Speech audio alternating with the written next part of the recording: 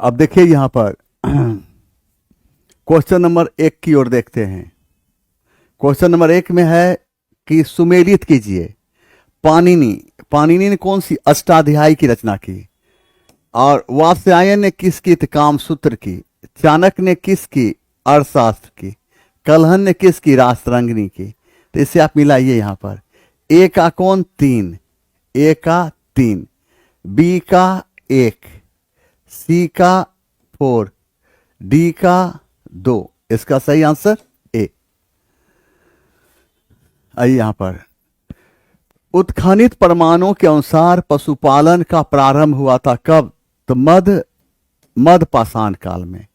कृषि एवं पशुपालन के विषय में हमें प्राचीनतम जानकारी मेहरगढ़ से मिलती है। और मेहरगढ़ वर्तमान समय में पाकिस्तान एवं बलूचिस्तान के सीमा पर स्थित है। इतना ही राजस्थान के बागौर से पशुपालन के प्राचीनतम प्रमाण मिलते हैं। स्टार देकर मेहरगढ़ से कृषि एवं पशुपालन के प्राचीनतम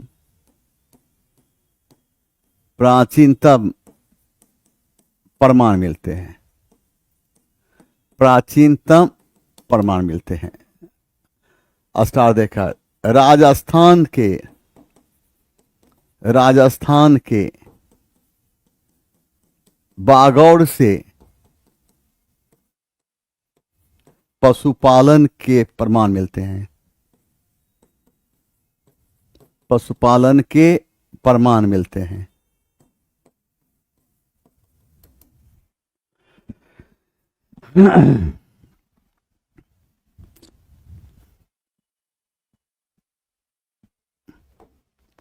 देखिए, सिंधु सभ्यता के बारे में निम्न में से कौन सा कथन असत्य है? यहां आप देखिए, नगरों में नालियों की सुदृढ़ व्यवस्था थी, यह सही है। व्यापार और वाणिज्य उन्नत दिशा में थी, यह भी सही है।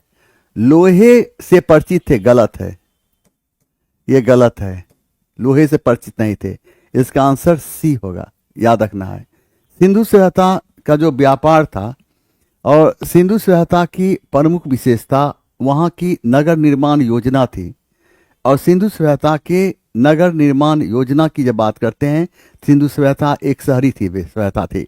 सिंधु सभ्यता एक शहरी सभ्यता थी और सिंधु सभ्यता के नगर निर्माण योजना का अवलोकन करते हैं तो ऐसा लगता है कि सिंधु सभ्यता काल में विधिवत रूप से नक्शा बनाकर भवन का निर्माण किया जाता था। सिंधु सभ्यता काल में मकान के निर्माण में समानतः पकी हुई ईंट का प्रयोग किया जाता था। प्रत्येक घर में एक आंगन, रसोई घर, नालियां एवं शौचालय होते थे।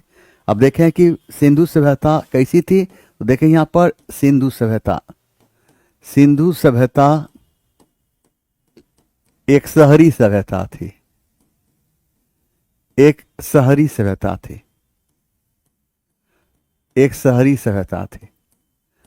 अब देखिए, सिंधु सभ्यता की प्रमुख विशेषता,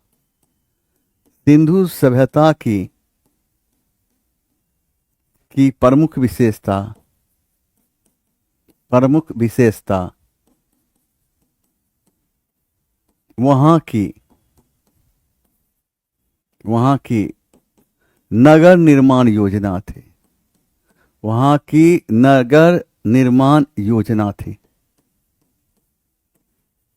सिंधु सभ्यता कैसी थी? सिंधु सभ्यता एक शहरी सभ्यता थी।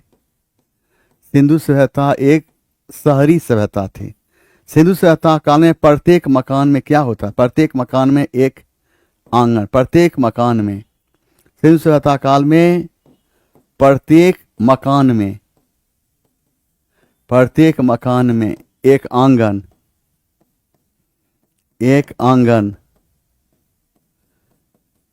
रसोई घर, नालियां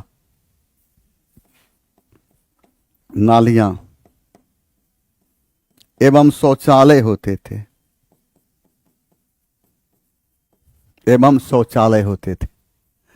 सिंधु सभ्यता की जहां तक व्यापार की सवाल है तो सिंधु सभ्यता का व्यापार वस्तु विनिमय प्रणाली पर, व्यापार वस्तु विनिमय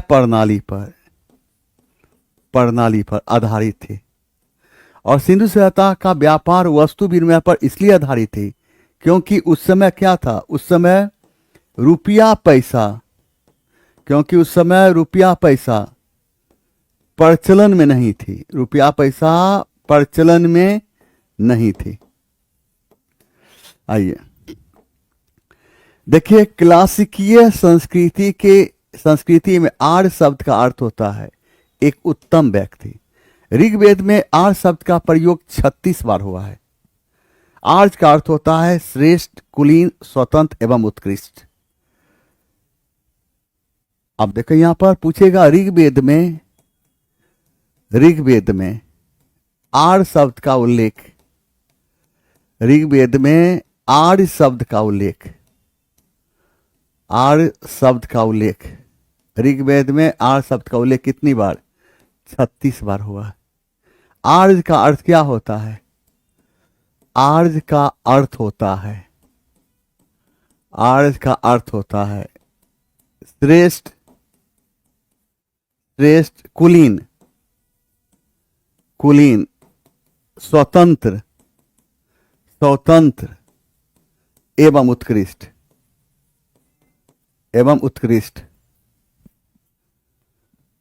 आइए, किस शासक द्वारा सर्वप्रथम पाटलिपुत्र को राजधानी के रूप में चयन किया गया?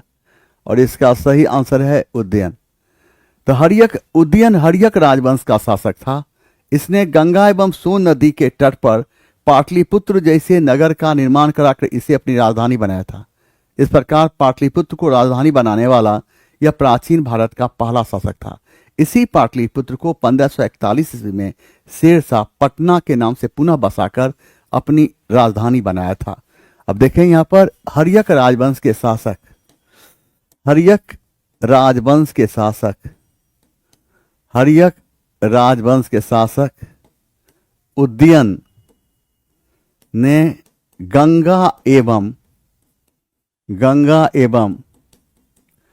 सोन नदी के तट पर, सोन नदी के तट पर पाटलिपुत्र जैसे नगर का निर्माण कराया था, नगर का निर्माण कराया था, नगर का निर्माण कराया था। और इसे क्या बनाया? और इसे अपनी राजधानी बनाया। और प्राचीन भारत का पहला शासक था जिसने पाटलिपुत्र का नगर निर्माण कराकर इसे अपनी राजधानी बनाया। और पाटलिपुत्र को पटना के नाम से पुनः कौन बसाया था? शेरशाह। पाटलिपुत्र को पटना के नाम से पुनः शेरशाह सूरी ने बसाया और क्या बनाया? अपनी राजधानी बनाया, अपनी राजधानी बनाया, अपनी राजधानी बनाया। अजातशत्रु को इतिहास में किस नाम से जानते हैं? हर्यक राजवंश का था, हर्यक राजवंश। अजातशत्रु को इतिहास में किस नाम जानते हैं? कुनिक के नाम जानते हैं। किस नाम से? कुनिक के नाम जानते हैं। कालाशोक को इतिहास में किस नाम जानते हैं? कालाशोक किस राजवंश का था? तो शिशु नाग राजवंश का शासक था। शिशु नाग राजवंश, शिशु नाग राजवंश का शासक था। कालाशोक को इतिहास में क्या कहते हैं? काकवर्ण, काकवर्ण। इसका अर्थ हो जिसका रंग काला हो। आइए यहां पर निम्नलिखित में से कौन सा स्थल पार्श्वनाथ से संबंध होने कारण जैन सिद्ध क्षेत्र माना जाता है? तो यह संपे पर्वत।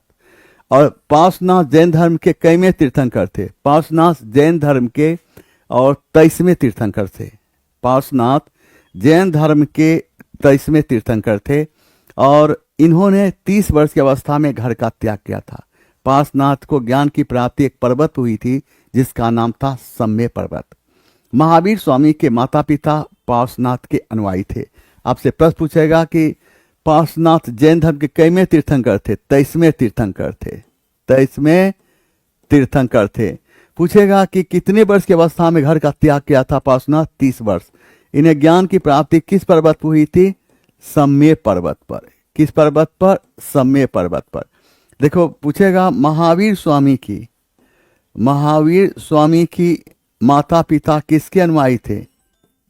तो महावीर स्वामी के माता पिता किसके अनुयायी थे? तो पार्श्वनाथ के अनुयायी थे। और याद रखना है कि महावीर स्वामी की मृत्यु कहाँ हुई थी? पावापुरी में। कहाँ हुई? पावापुरी में। कितने वर्ष की अवस्था में?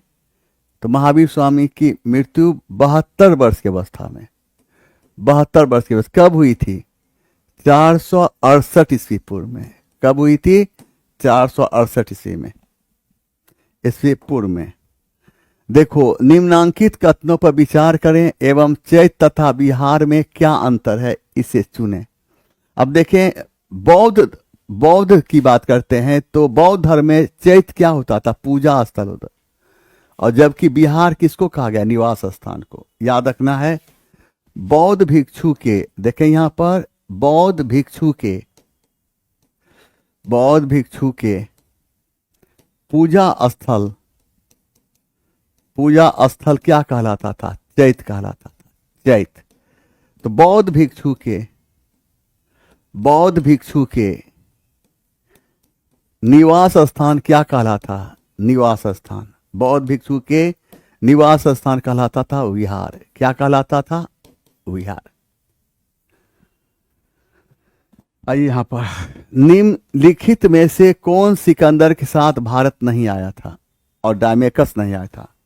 भारत के साथ, सिकंदर के साथ भारत आने वाले इतिहासकारों में कौन कौन शामिल था? नियार्कस, एनोसोक्रिटस एवं अरिस्टोबुलस। ये डायमेकस कौन था? तो हम देखते हैं कि यूरोप में एक देश था जिसका नाम था सीरिया, और सीरिया के राजा के साथ बिंदुसार की मित्रता थी। सीरिया के राजा एंटियोकस ने बिंदुसार के दरबार में एक राजदूत भेजा जिसका नाम था डायमेकस, और बिंदुसार सीरिया के राजा से 3 चीजों की मांग की: मीठी मदिरा, सूखी अंजीर एवं दार्शनिक। लेकिन इन 3 चीजों में से सीरिया के राजा ने दार्शनिक भेजवाने से साफ इनकार कर दिया और कहा मेरे यहाँ दार्शनिक की खरीद बिक्री नहीं होती। मीठी मदिरा, ये मीठा शराब होता है, पीने वाला चीज। सूखी अंजीर, ये खाने वाला चीज। और दार्शनिक, जो विद्वान होता था, मनोरंजन का काम करता था। आपसे प्रश्न पूछा जाएगा सिकंदर के साथ भारत आने वाले इतिहासकारों में कौन कौन शामिल थे? तो नियार्कस,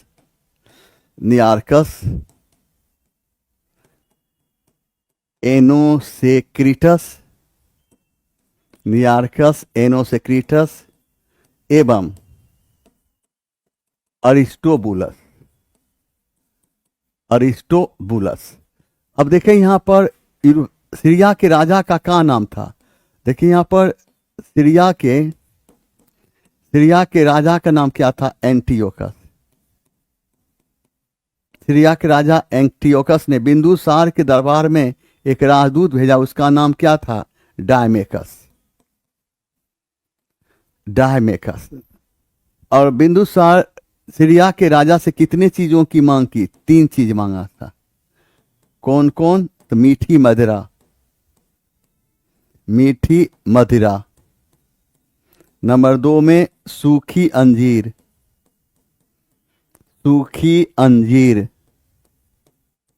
नंबर 3 में दार्शनिक। सीरिया के राजा ने 3 चीजों में से कौन भेजवाने से इनकार कर दिया था? दार्शनिक भेजवाने से इनकार कर दिया था। आइए, रज्जुक क्या था? तो मौर्य प्रशासन का अधिकारी होता था, और इसका संबंध क्या चीज से था? न्याय से। क्या से? न्याय से। अशोक के तीसरे शिलालेख से पता चलता है उसने युक्तक, राजुक एवं प्रादेशिक नामक अधिकारी की नियुक्ति किया था, जिसका काम था धर्म से संबंधित बात को जनता तक पहुंचाना। याद रखना है अशोक के तीसरे शिलालेख से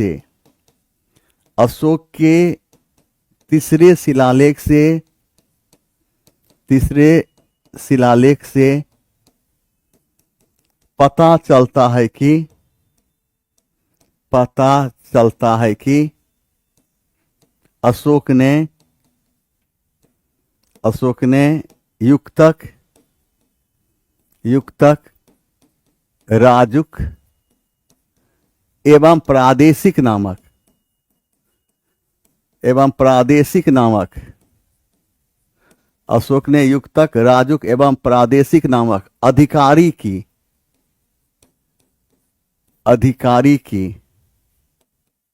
नियुक्ति किया था जिसका काम धर्म से संबंधित बातों को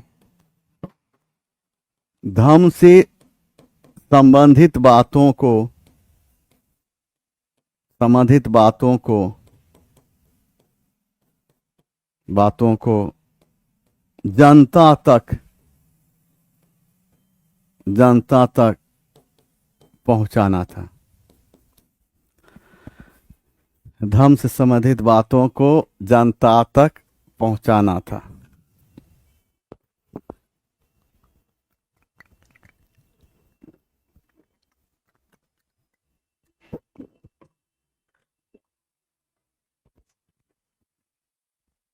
आइए, बाल विवाह की प्रथा प्रारंभ हुई, इस प्रश्न को लेकर विवाद है। बाल विवाह स्पष्ट रूप से नहीं कहा जा सकता कहां से प्रारंभ हुई थी।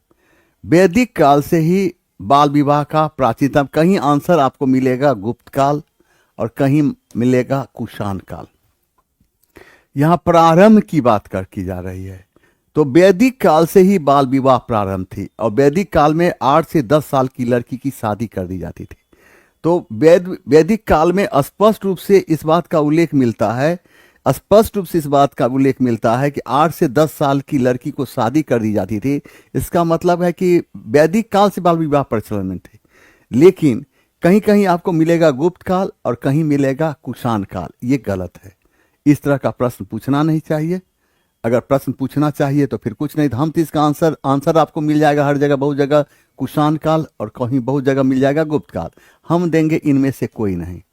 ऐसा इसलिए देंगे कि क्योंकि वैदिक काल में याद रखना है, वैदिक काल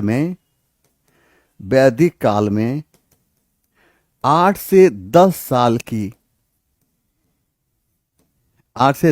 की लड़कियों की शादी कर दी जाती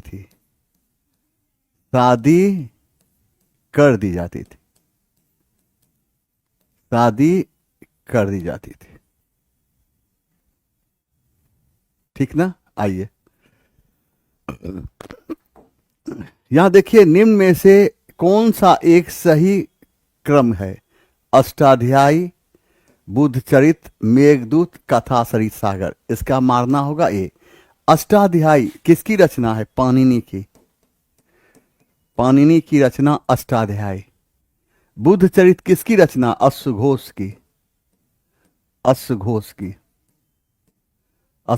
मेघदूत किसकी रचना है? कालिदास। कथा सरित सागर किसकी रचना है?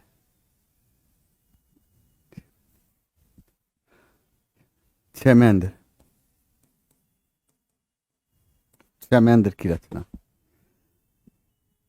और यहां पर 23 से 1 सेकंड रुक जाना है।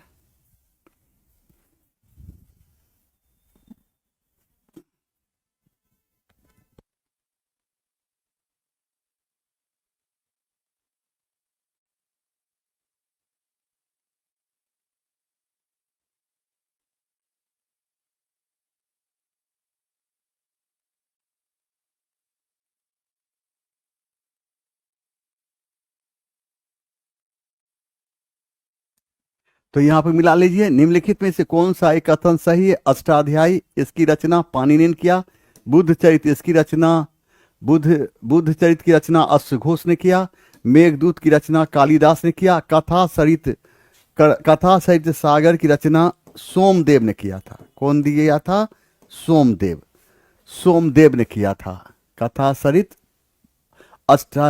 और ये अष्टाध्यायी जो है व्याकरण की सबसे प्राचीन पुस्तक माना जाती है। व्याकरण की सबसे प्राचीन पुस्तक, सबसे प्राचीन पुस्तक मानी जाती है, व्याकरण की सबसे प्राचीन पुस्तक मानी। बुद्ध चरित इसे क्या कहा गया? बुद्ध चरित इसे कहा गया बौद्ध धर्म का रामायण। इसे कहा गया बौद्ध धर्म का रामायण कहा गया, बौद्ध धर्म का रामायण। आइए, विशाख दत्त के प्राचीन भारतीय नाटक मुद्रा राक्षस की विषय वस्तु क्या है? चंद्रगुप्त मौर्य के समय में राज दरबार की दुर्भिक्षियों के बारे में उल्लेख है। इस याद रखना, विशाख दत्त की रचना, विशाख दत्त की रचना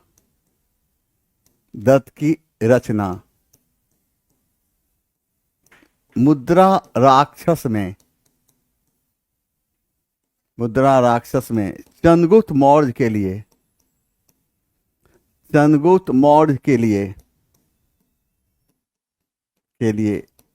ब्रीसल शब्द आया है।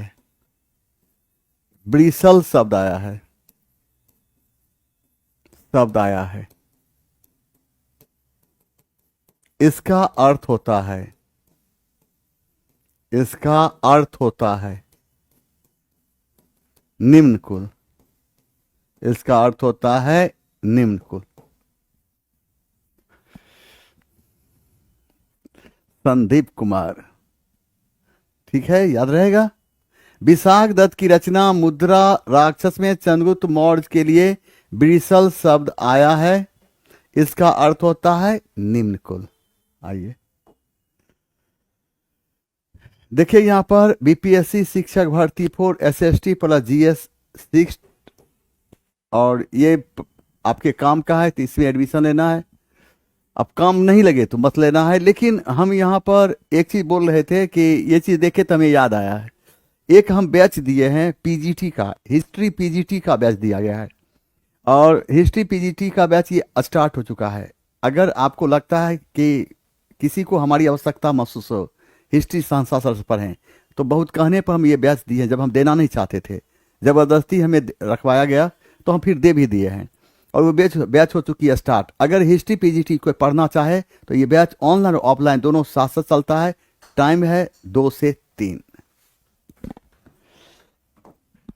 अब देखिए, यहाँ पर सूची 1 तथा सूची 2 को सुमेलित कीजिए तथा सूचियों के नीचे दिए गए कूट का प्रयोग करें। परमार किस राजवंश का? मालवा। चालुकौंड गुजरात।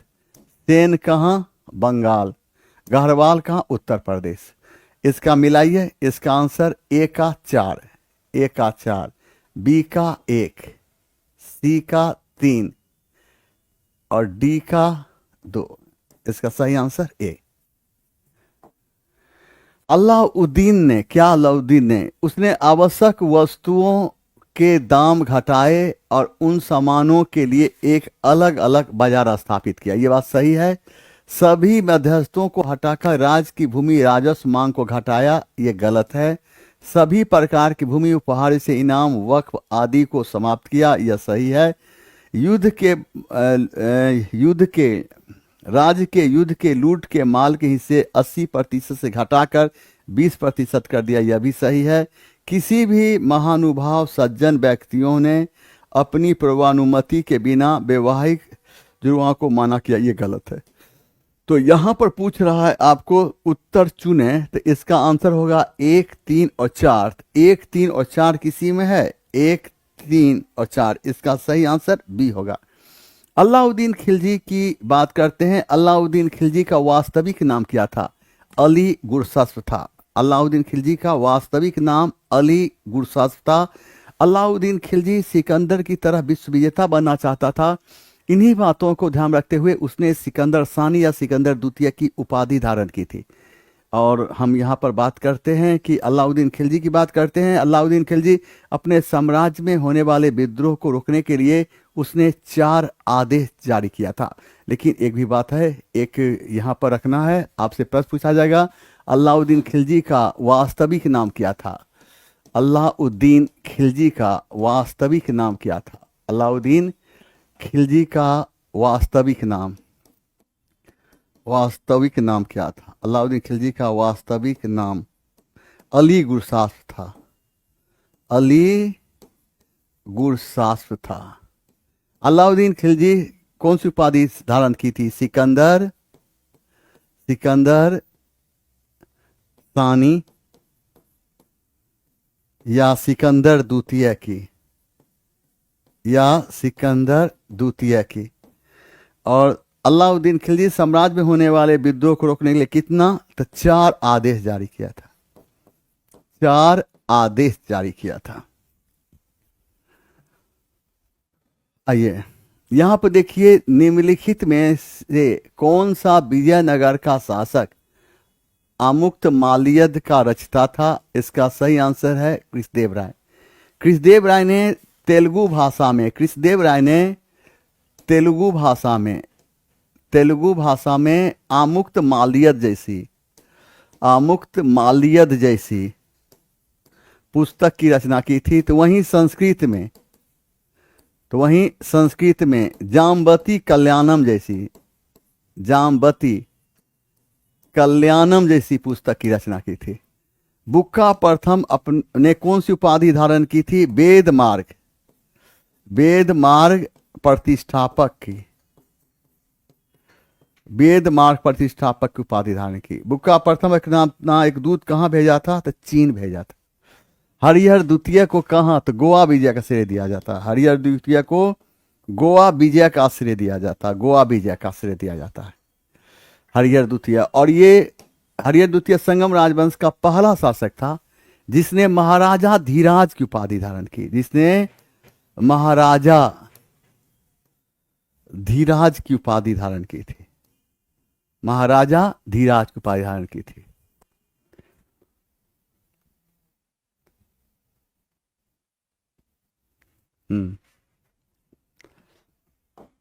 अब यहां देखिए, सभी भक्ति संतों के मध्य एक समान विशेषता थी कि उन्होंने अपनी वाणी को उसी भाषा में लिखा जिसे अनेक भक्त समझते थे। और इसका सही आंसर है ए। भक्ति आंदोलन के संतों ने समानता पर बल दिया एवं जन सामान्य की भाषा में अपना उपदेश दिया था। भक्ति आंदोलन के प्राचीनतम संत रामानुजाचार्य थे, लेकिन सही अर्थों में भक्ति आंदोलन प्रारंभ शंकराचार्य के उदय के साथ प्रारंभ हुआ था। भक्ति आंदोलन के संतों ने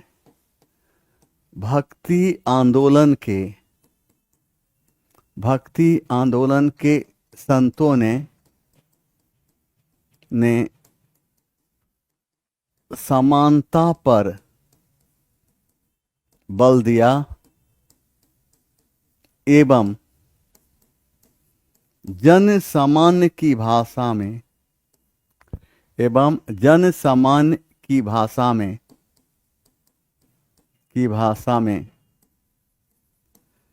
अपना उपदेश दिया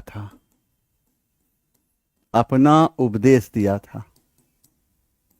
भक्ति आंदोलन के प्राचीनतम संत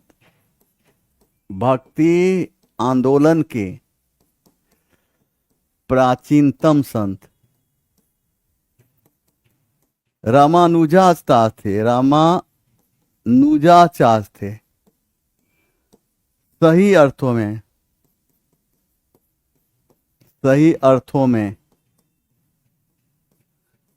भक्ति आंदोलन का प्रारंभ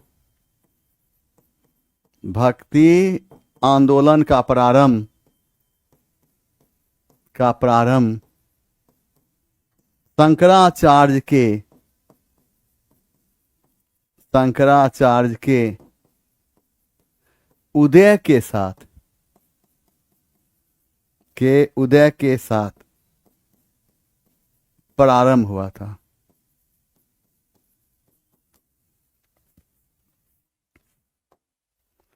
देखिए, मुगल महान की मनसब प्रथा में सभी पब्लिक सेवाएं आती थी सिवाय एक को। वह अब्बात कौन है? न्यायिक प्रशासन को छोड़कर।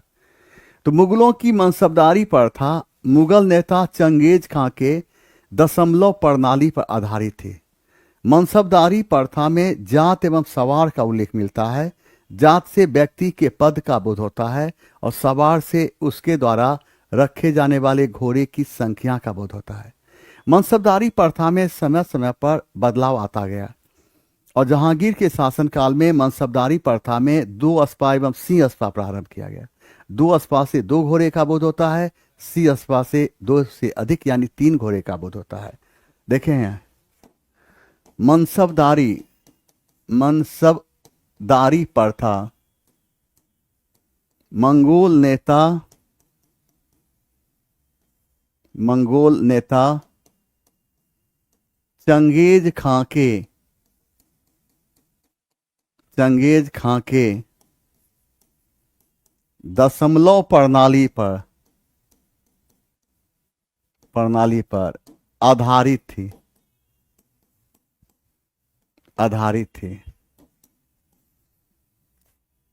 अच्छा, मनसबदारी प्रथा में जात एवं सवार का उल्लेख मिलता है। जात से व्यक्ति के पद का बोध होता है, सवार से उसके द्वारा रखे जाने वाले घोड़े की संख्या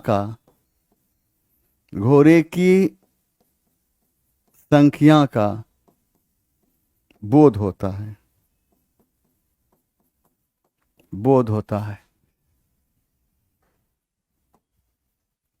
पुर्तगालियों ने भारत में निम्नलिखित में से किस स्थान पर प्रथम दुर्ग का निर्माण कराया था? कोच्चिन। पुर्तगालियों ने भारत में अपनी पहली व्यापारी कोठी कहां लगाई थी? कोच्चिन में। ये केरल पड़ता है। पुर्तगालियों ने ही सर्वप्रथम जड़ी बूटियों का वैज्ञानिक अध्ययन किया। पुर्तगालियों ने ही सर्वप्रथम तंबाकू एवं आलू लाया। पुर्तगालियों ने भारत में सर्वप्रथम प्रिंटिंग प्रेस लाया और पुर्तगालियों ने भारत में अपनी पहली प्रिंटिंग प्रेस गोवा में लगाया 1556 में। देखिए यहाँ पर पुर्तगालियों ने भारत अपनी पहली व्यापारिक कोठी कहाँ लगाया? कोच्चिन में। ये कहाँ है? केरल में। क्या किया था? कौन दो फसल लाया था? तंबाकू एवं आलू लाया था। और क्या किया था? पुर्तगालियों ने जड़ी बूटियों का वैज्ञानिक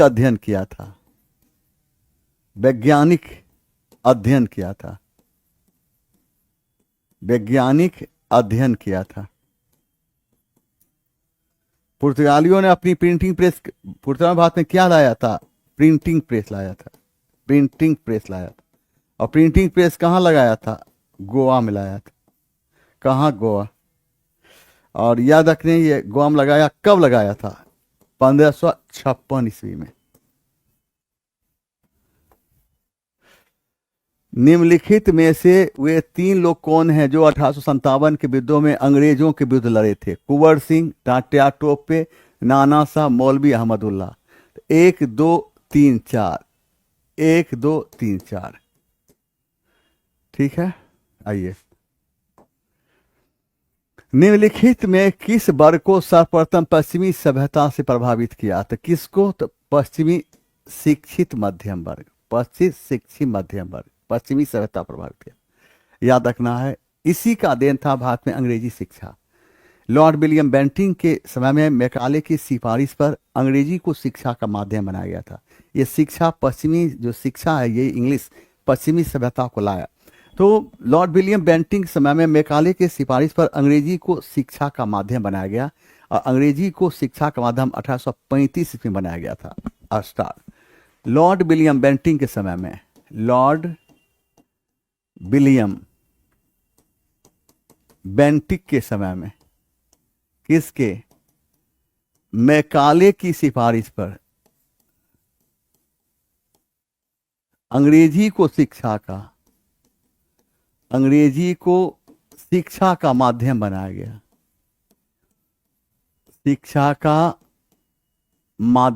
गया। अंग्रेजी को शिक्षा का माध्यम कब बनाया गया था? 1835 ईस्वी में। देखिए नकल में किसने कहा था कि कांग्रेस पतन के लिए लड़खड़ा रही है? मेरी सबसे बड़ी अभिलाषा जब तक मैं भारत में हूं, कांग्रेस की शांतिपूर्ण समाप्ति में सहायता करूं। और ये कहा था कर्जन। यहां पर लॉर्ड डफरिन क्या कहा था? कांग्रेस अल्पमत का प्रतिनिधित्व करती है। हैमिल्टन कौन था? चिकित्सक था। देखिए यहां पर निम्नलिखित उद्धरण किसने लिखा? मैं कांग्रेस को कहता हूं कि इसके लक्ष्य गलत हैं। जिस भावना से यह उनके प्राप्ति की दिशा में अग्रसर है, उस भावना में सच्चाई नहीं है। इसने जो तरीके अख्तियार किए हैं वे तरीके ठीक नहीं है। संक्षेप में अभी हमारी नेतृत्व अंधों के द्वारा किया जा रहा है।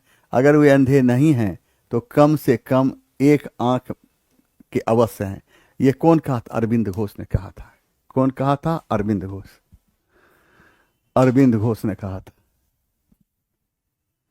लाला लाजपत राय को क्या कहते हैं? इन्हें पंजाब केसरी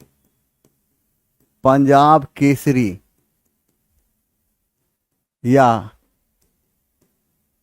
पंजाब के शेर के नाम से जानते हैं। पंजाब के शेर के नाम से जानते हैं। आइए, तिलक इन्हें किस आंदोलन समय में? होम रूल आंदोलन समय में बाल गंगाधर तिलक किस नाम से लोकप्रिय हुए थे? तो लोकमान्य के नाम से। लोकमान्य, और लोकमान्य का अर्थ क्या होता है? लोगों के द्वारा मान्य। निम्नलिखित में से किस महिला ने भारतीय तिरंगा सबसे पहले फहराई? मैडम भीखाजी कामा ने। कब? तो 1907 ईस्वी में। कहां? जर्मनी के कहां? स्टुटगार्ट में। अरुणा असफ अली ने महत्वपूर्ण भूमिका कब निभाई थी? 1942 के आंदोलन में। 1942 के आंदोलन में। दुर्गा भाभी कौन है? दुर्गा भाभी कौन है? क्रांतिकारी।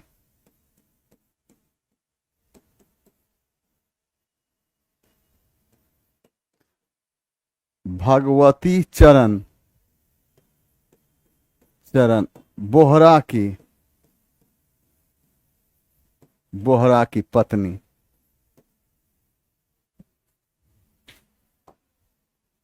भारतीय स्वतंत्रता संग्राम में सहायता हेतु निम्नलिखित में से कौन से संगठन की स्थापना भारत के बाहर नहीं की गई थी? और इसका सही आंसर है क्या?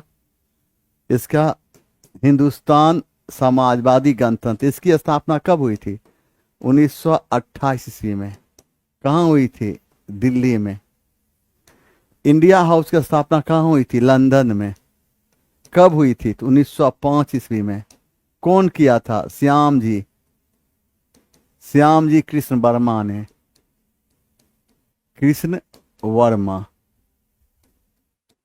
गदर पार्टी की स्थापना कब हुआ था? 1 नवंबर 1913। कहां? अमेरिका के सैन फ्रांसिस्को में।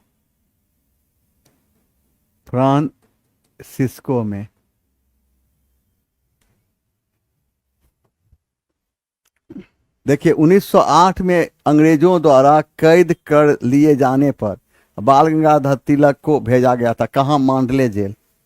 और बाल गंगाधर तिलक ने और जेल में कौन सी पुस्तक की रचना की? गीता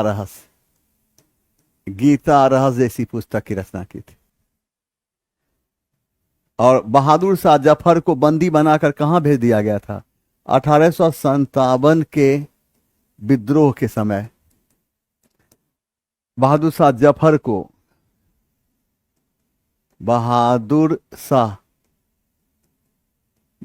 को बंदी बनाकर कहां भेज दिया गया था? रंगून भेज दिया गया था।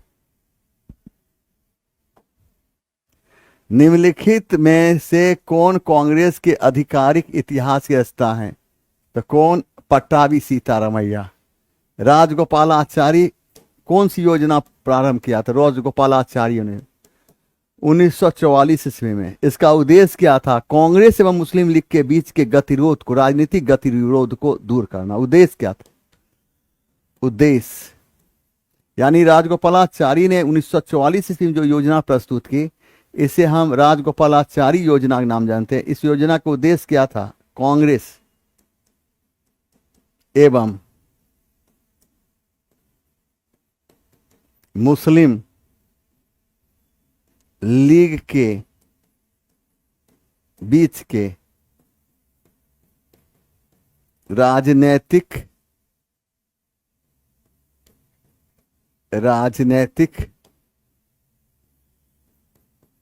गतिरोध को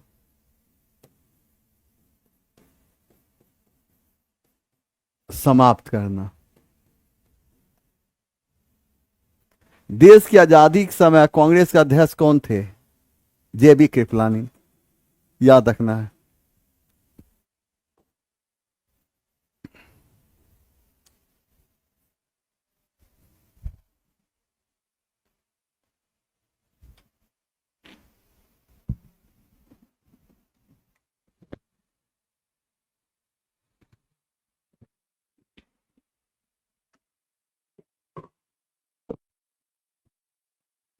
अब देखिए यहां पर सूची 1 को सूची 2 से सुमेलित कीजिए और सही उत्तर का चयन कीजिए। आनंद मठ किसकी रचना है? बंकिम चंद्र चटर्जी। आर्टिक होम किसकी रचना? बाल गंगाधर तिलक। और यंग इंडिया किसकी रचना है? Mahatma Gandhi. My experiment with truth किसकी रचना है? माय एक्सपेरिमेंट विथ ट्रुथ ये महात्मा गांधी की रचना है। और यंग इंडिया किसकी रचना है? लाला लाजपत राय। तो 1 का क्या होगा? 1 का सी। बी का क्या होगा? ए। 3 का क्या होगा? बी। 4 का क्या होगा? डी। सी। मैं एक समाजवादी और गणतंत्रवादी हूं और मुझे राजाओं और राजकुमारों में विश्वास नहीं है। यह वक्तव्य संबंधित है जवाहरलाल नेहरू से। यानी आचार्य नरेंद्र देव यानी समाजवादी। देखिए यहां पर प्रांतीय कांग्रेस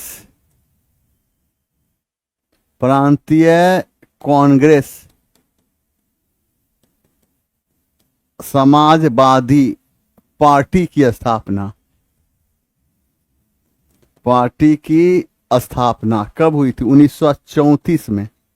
कहाँ हुई थी? पटना में, ठीक ना। और इसके अध्यक्ष कौन कौन इसका स्थापना किया था? नरेंद्र देव। और ये नरेंद्र देव और कौन किया था? जयप्रकाश नारायण। नरेंद्र देव कौन थे? अध्यक्ष थे। जयप्रकाश नारायण कौन थे? महासचिव। जयप्रकाश नारायण ने एक पुस्तक की रचना की थी, मैं समाजवादी क्यों।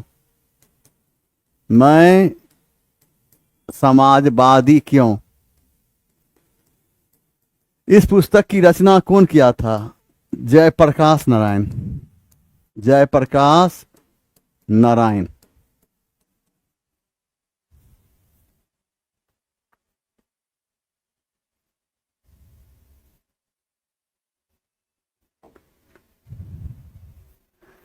कौन से यूरोपीय देशों में भौगोलिक खोज प्रारंभ की जिससे अमेरिका, एशिया और अफ्रीका का औपनिवेशीकरण प्राप्त हुआ था? यह है पुर्तगाल और स्पेन। कौन है? पुर्तगाल एवं स्पेन। ये 2 को याद रखना, 2 नाम, पुर्तगाल एवं स्पेन। यानी फ्रांसीसी क्रांति कब हुई थी? 1789 ईस्वी। इंग्लैंड में गौरवपूर्ण क्रांति कब हुई थी? 1688 ईस्वी में। इटली के एकीकरण कौन किया था? बिस्मार्क। इटली के एकीकरण कौन किया था? मेजनी, गैरिबाल्डी,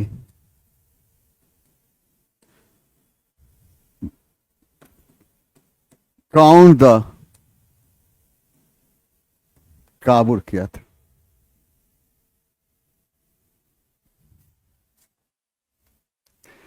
अमेरिकी स्वतंत्रता की उद्घोषणा किसने की थी?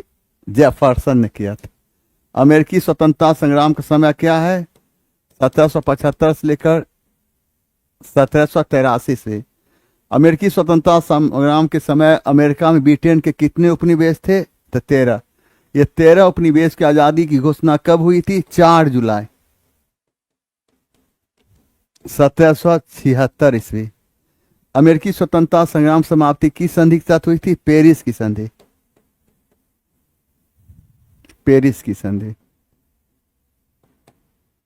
और ये संधि कब हुई? 1783 ईस्वी। अब्राहम लिंकन क्या कहा था? अमेरिका का राष्ट्रपति था और इसने कहा था प्रजातंत्र, प्रजातंत्र जनता का, जनता का, जनता के लिए एवं जनता द्वारा शासित है। अंतर्राष्ट्रीय श्रम संगठन की स्थापना 1919 में। इसका मुख्यालय क्या है? जेनेवा। जेनेवा कहाँ है? Switzerland, Switzerland. ब्रिटिश शासन के दौरान कौन सी घटना भारत में कपास उत्पादन में वृद्धि का मुख्य? अमेरिकी गृह युद्ध। अमेरिकी गृह युद्ध का समय क्या है? 1861 से 1865 ईस्वी। और याद रखना आयरिश युद्ध का क्या समय है? 1919 से 1921 ईस्वी। और उसी क्रांति का समय क्या है? 1917 ईस्वी। उस अमेरिकी नागरिक आंदोलन कार्यकर्ता का नाम क्या है जिन्होंने प्रसिद्ध भाषण आई हैव ए ड्रीम दिया था? यह कौन दिया था? 23 से। इसका प्रश्न का जवाब दें। उस अमेरिकी नागरिक आंदोलन कार्यकर्ता का नाम क्या जिन्होंने प्रसिद्ध भाषण आई हैव ए ड्रीम नाम दिया? उसका नाम था मार्टिन लूथर किंग।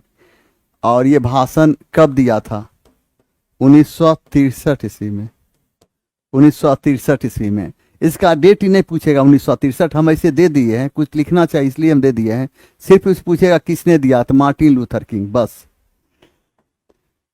देखिए निम्नलिखित में से किसको आयरन चांसलर कहा जाता है? तो किसको?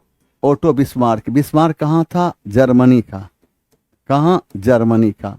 चंगेज खां कौन था? तो मंगोल नेता, मंगोल नेता।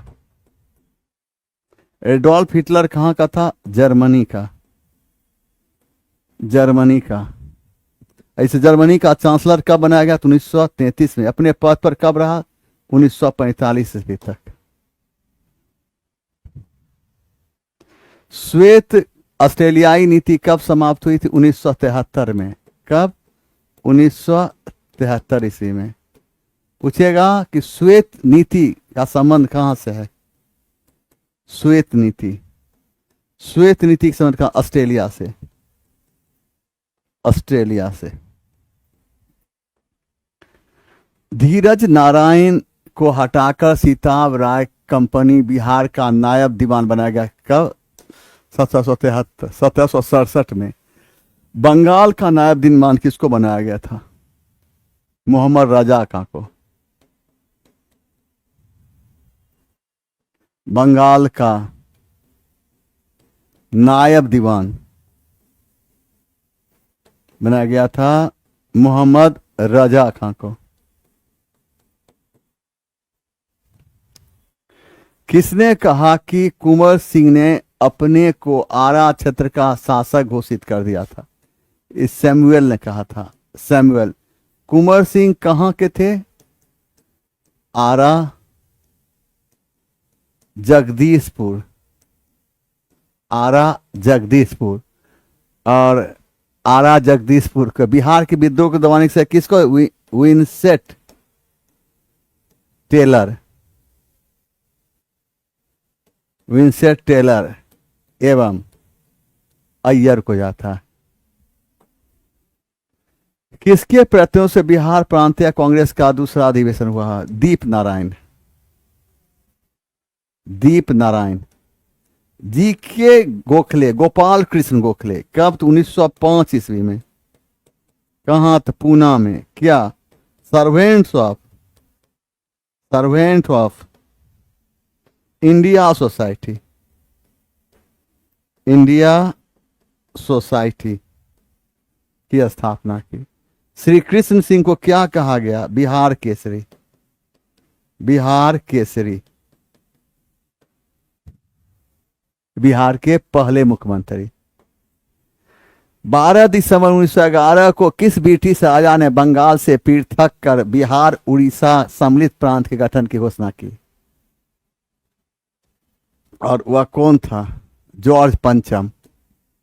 ब्रिटेन का कौन था सम्राट? इसकी रानी का नाम क्या था? रानी का नाम था मेरी। इसके स्वागत के लिए दिल्ली दरबार लगा था। कहां? दिल्ली दरबार। दरबार कब लगा था? 1911 ईस्वी में। ब्रिटेन की महारानी एलिजाबेथ प्रथम ने ईस्ट इंडिया कंपनी को, ईस्ट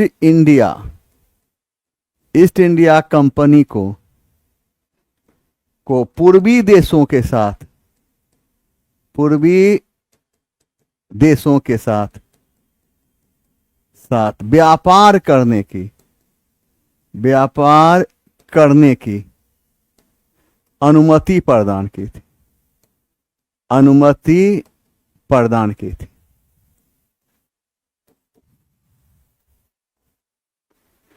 नीलहों के अत्याचारों संबंधित कौन सी बात सत्य है? प्रार्थना पुस्तिका में नीलहों का अत्याचार का उल्लेख है, यह भी सही है, और इसका सही उपर्युक्त में से एक से अधिक।